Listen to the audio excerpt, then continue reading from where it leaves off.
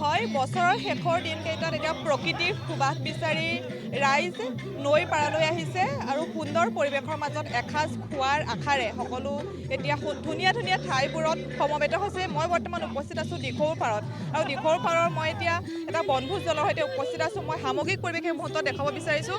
আচলতে মই জীৱনৰ ব্যস্ততাবোৰ পৰিহাৰ কৰি এই মুহূৰ্তত দেখা পোৱা গৈছে আচলতে নৈপৰীয়া যি সুবাস বুলি ক'ব লাগিব, নৈপৰীয়া সুবাস বিচাৰি এইসকল লোক আহি ইতিমধ্যে ইয়াত উপস্থিত হৈছেহি আৰু যি আচলতে জীৱনৰ ব্যস্ততাবোৰ একাষৰীয়া কৰি নিজৰ হেঁপাহবোৰ পূৰণ কৰা যি মুহূৰ্ত, সেই মুহূৰ্ত মই এই মুহূৰ্তত দেখুৱাইছোঁ। বিহু এটা হ'ব লাগে, বিহু এটা।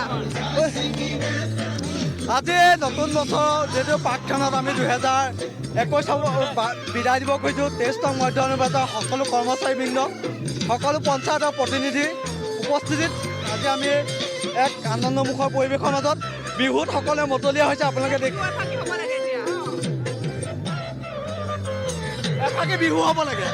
আমাৰ সভাপতি মহোদয় মোৰ নিশ্চয় আছে, তেখেতে এপাকি বিহু জুৰিব হ'ব লাগিব। ওচৰতে গৈ গৈ বহাগে পালেহি শুনিলে কৈ থাকোঁতে উৰহকে নপৰে ঐ আমাৰে বিহু কথা। আমি নতুন বছৰক আদৰিবলৈ, নতুন বছৰৰ বিদায় জনাবৰ কাৰণে আমি 23 নং মধ্য হনুঙাপাৰ গ্ৰাম পঞ্চায়তৰ পৰা ইয়াতে সকলো একত্ৰিত হৈ আমি সকলো গাঁৱৰ পঞ্চায়তৰ সকলো একত্ৰিত আমি ইয়াতে বনভোজ খাবলৈ আহিছিলোঁ। যথেষ্ট ফূৰ্তি কৰিছোঁ, যথেষ্ট ভাল লাগিছে। আপোনালোকক ধন্যবাদ জনাইছোঁ। আজি আমি পালেং শাক আৰু বাহু মাছৰ শাক বনাইছিলোঁ, হাঁহ মাংস বনাইছিলোঁ, মুৰ্গী মাংস বনাইছিলোঁ। খাই ভাল লাগিল। 2021 বৰ্ষৰ বিদায় মুহূৰ্তত আমি ক'ভিডৰ পৰিস্থিতিৰ মাজতে 2021ক আমি ভাল ধৰণে বিদায় দিছোঁ। 2021ত যাতে অসমৰ জনসাধাৰণৰ মাজত এনেকুৱা এটা পৰিৱেশ ঘূৰি নাহে, তেনেকুৱা এটা আশা কৰিব যেন আনন্দ উৎসৱ। ধন্যবাদ জনাইছোঁ। এইসকল লোক তিয়কৰ পৰা আহি এইদৰে আজি আচলতে নৈ পাৰত শিৱসাগৰ জিলাৰ যি দিখৌ নৈ পাৰৰ যি পৰিৱেশ, তেওঁলোকে আহি সমবেত হৈছেহি আৰু সুন্দৰ পৰিৱেশ বুলি ক'ব লাগিব। আচলতে জীৱনৰ যি ব্যস্ততা, সেই ব্যস্ততাবোৰ পৰিহাৰ কৰি নিজকে আচলতে বিচাৰি চোৱাৰ এক মুহূৰ্ত এই মুহূৰ্তত মই দেখুৱাইছোঁ। আৰু মই ইয়াত যিহেতু মহিলাসকলো আছে, বাইদেউ কেনেকুৱা লাগিছে, কি ক'ব? কেনেকুৱা লাগিছে? ভাল লাগিছে, ফূৰ্তি কৰি কি হ'ব নি? এফালে বিহু খাব পাৰিব নি কোনোবাই? বিহু ফাকি